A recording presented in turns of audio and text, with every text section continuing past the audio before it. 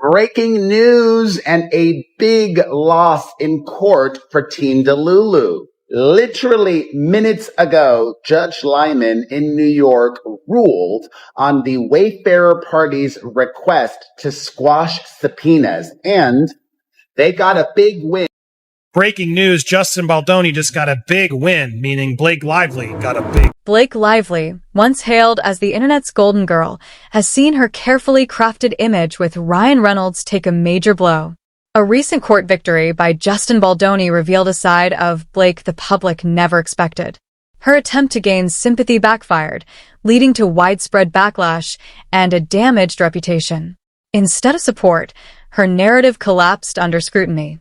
Now, with the truth exposed, the once-adored power couple faces relentless criticism, and this time, charm and polish won't be enough to save them.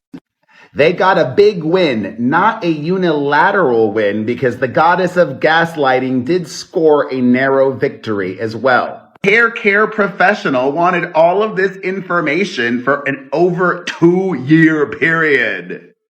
Judge Lyman continues, including but not limited to call logs, text logs, data logs, and cell site information.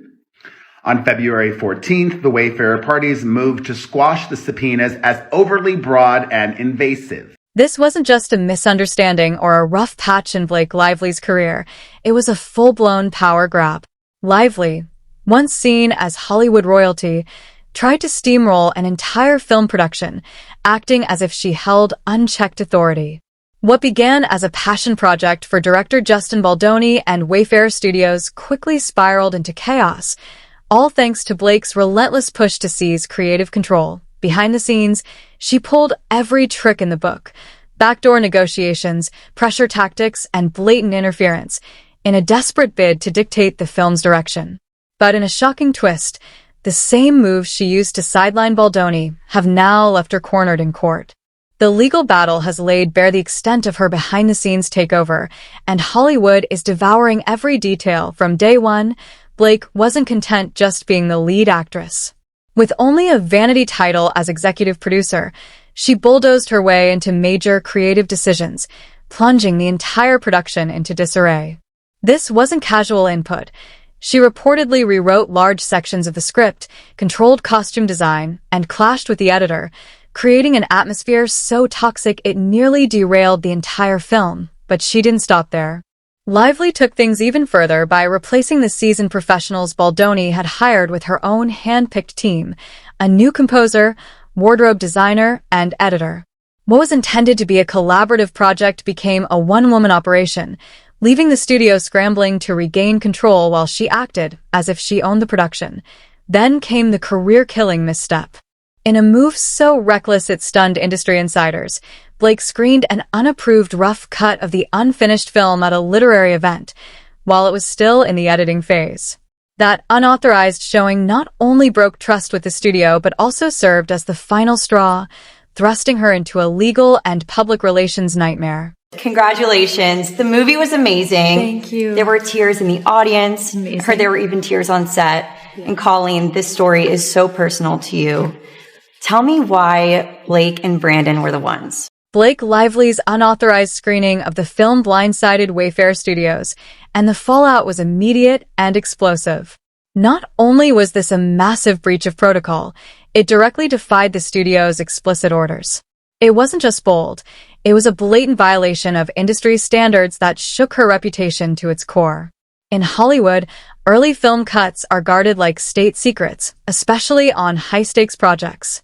But Blake ignored every rule, bypassing the formal approval process entirely. This wasn't a minor misstep. It was a move that sabotaged the studio's entire distribution strategy. Her decision set off a chain reaction that left insiders stunned and sparked panic behind the scenes. In doing so, she handed Justin Baldoni the ultimate legal weapon. With undeniable proof of her reckless interference, he had exactly what he needed to shift the legal battle in his favor. But Blake didn't retreat. Instead of damage control, she went on the offensive, launching a full-scale counterattack. What was once a behind-the-scenes conflict had now exploded into full-blown scandal, dragging her once polished image through the mud for all of Hollywood to witness.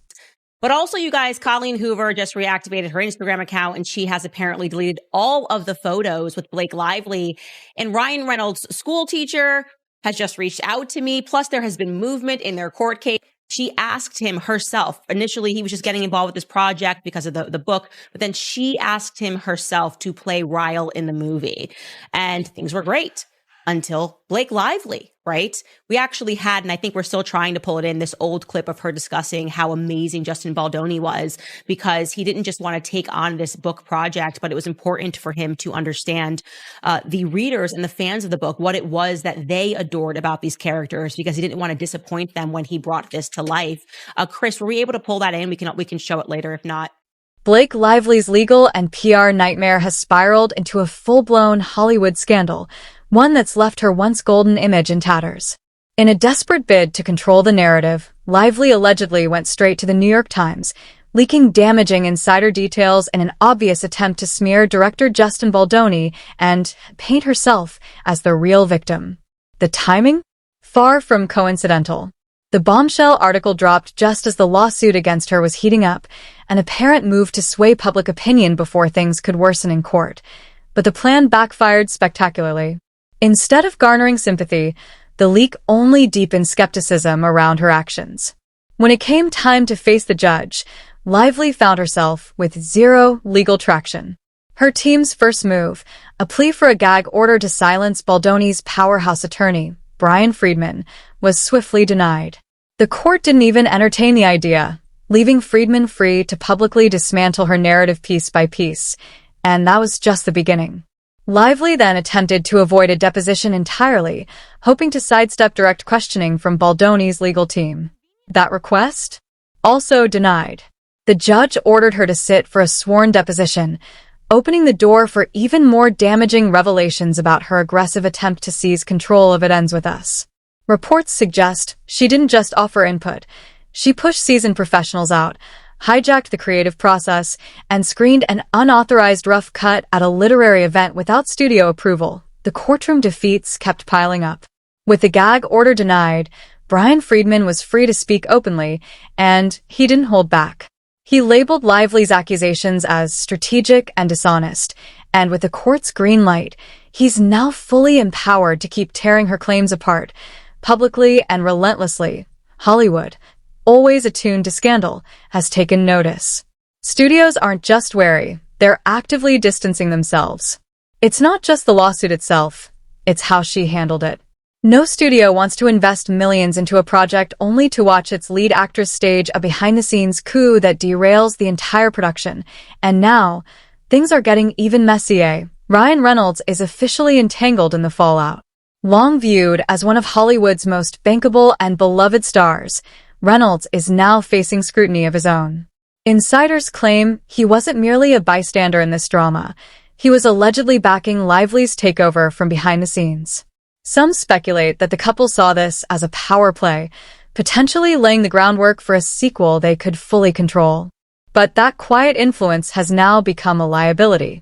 Reynolds' previously untouchable reputation is showing cracks as his name gets pulled deeper into the controversy. The failed gag order has become the centerpiece of Lively's unraveling. Filed in early February 2025, her legal team argued that Friedman's public statements were causing irreparable harm to her already crumbling reputation. But on February 19, 2025, the court flatly rejected the motion. The judge's message was clear. Lively couldn't silence the truth, and Friedman would not be muzzled. That ruling gave Baldoni's legal team a green light to go fully public, and they've wasted no time. Friedman has already gone on record calling Lively's tactics manipulative and disingenuous, and with no restrictions in place, he's continuing to expose the inner workings of what he claims was a calculated effort by Lively to seize control of the project. Meanwhile, Lively's attempts to escape direct accountability have failed just as dramatically. On February 15, 2025, her team tried to argue that she shouldn't have to sit for a sworn deposition, a move that was swiftly overruled. The court made it clear She would have to answer questions under oath, with Baldoni's attorneys ready to press her on every controversial decision, from creative overreach to contract violations. What was once a private feud over film direction has now exploded into one of Hollywood's most talked about scandals. Blake Lively's every attempt to control the story has only made things worse. The legal setbacks, the botched PR moves, the leaked article, all have contributed to a spectacular unraveling of her reputation. And with Brian Friedman unrestrained and Ryan Reynolds now under the microscope, this drama is far from over. Those who are not in the Hollywood world, what is wrong with her taking over the film? I've never seen it before in my 30 plus year career in Hollywood. And an executive producer is below a producer in the film world. An executive producer signed up to be an executive producer, and that's it. As the time progressed in this film, she decided that she wanted to be a producer. She started to make edits. She wanted to be part of the editing team. There were people hired, like human beings actually hired to do the editing job, who had done work as editors. She wanted to be part of that team. The next thing you know, she took over the editing. She started making threats that she wouldn't promote the movie, that she wanted to be in control of marketing of the movie, that she would do nothing in terms of promotion unless she was the actual editor. Blake Lively's legal nightmare has only worsened, with the court once again rejecting her latest attempt to dodge accountability. In a clear move to avoid being grilled under oath, Lively's legal team argued that her high-profile status and existing court filings should exempt her from sitting for a deposition. But the judge saw right through it. The court ruled decisively. Blake must sit for a deposition and answer, under oath, for every manipulative action she took during the production of It Ends With Us. This ruling is a massive blow. Now, every behind-the-scenes decision, from secretly rewriting scenes and sidelining Justin Baldoni's team to leaking damaging information to the press and attempting to wrest control from Wayfarer Studios, is about to be dissected in brutal, legal detail. And no amount of PR spin can protect her, but just when it seemed things couldn't get worse, they did. Lively's team not only failed to block her deposition, they also lost their bid to limit what Baldoni's attorney, Brian Friedman, could publicly reveal. That decision gave Friedman full legal clearance to speak openly about the case, and if his past statements are any indication, it spells disaster for Lively. Friedman has already taken aim at her credibility, calling out her hypocrisy in interviews. He's accused her of leaking confidential information to the New York Times in an attempt to smear Baldoni, while now trying to restrict access to evidence that could expose her own tactics. The contradiction is glaring, and Hollywood is taking notice. Studio executives, already uneasy about Lively's conduct during production, are now deeply concerned about her courtroom behavior. Behind the scenes, industry insiders are voicing serious doubts about her reliability, not just as a creative force, but as a professional. What began as a messy behind-the-scenes feud has erupted into a full-scale scandal. On February 22nd, 2025, Variety reported that top studio heads are reevaluating their relationships with Lively. Her courtroom losses, erratic legal strategies, and disregard for industry norms have sparked real fear in Hollywood. No one wants to invest millions in a project that could be hijacked or dragged into legal chaos, and the media is echoing that sentiment. Just days later, on February 25th, a legal analyst told The Hollywood Reporter that this isn't just a lawsuit, it's career suicide. The expert noted that every legal move Lively has made has backfired spectacularly, and that the industry is watching her unravel in real time. With her deposition locked in, Friedman unrestricted, and no legal shields left, the next phase of this battle could be catastrophic. The illusion of control is gone, and the harsh reality is about to come crashing down. Hollywood isn't waiting to see if she recovers. It's already pulling away. What makes this downfall even more jarring is how rapidly it's unfolded. Lively's public image began cracking in early 2024, but by January 2025, things had reached a breaking point. Fans, once devoted, turned against her in droves after criticizing her tone-deaf approach to It Ends With Us. Viewers slammed her performance and the film's marketing for stripping away the emotional depth of the story and trivializing its serious themes. Then came the disaster that sealed her fate. On January 14th, 2025, the film's infamous trailer dropped and fan outrage exploded. The romanticized portrayal of the story's abusive dynamics sparked widespread backlash, with many accusing the production of glamorizing trauma and completely missing the point of the source material. What was once a promising adaptation turned into a lightning rod for controversy, and Lively, who had pushed for creative control, was at the center of it all. Rather than winning over fans, the trailer alienated them. Instead of salvaging her image, it torched it. Blake Lively's downfall wasn't just a result of bad luck. It was the culmination of strategic missteps, unchecked ambition, and a refusal to acknowledge when things were spiraling out of control. Now, with the industry watching her collapse in real time, the question is no longer if her career can bounce back. It's whether there's anything left to save.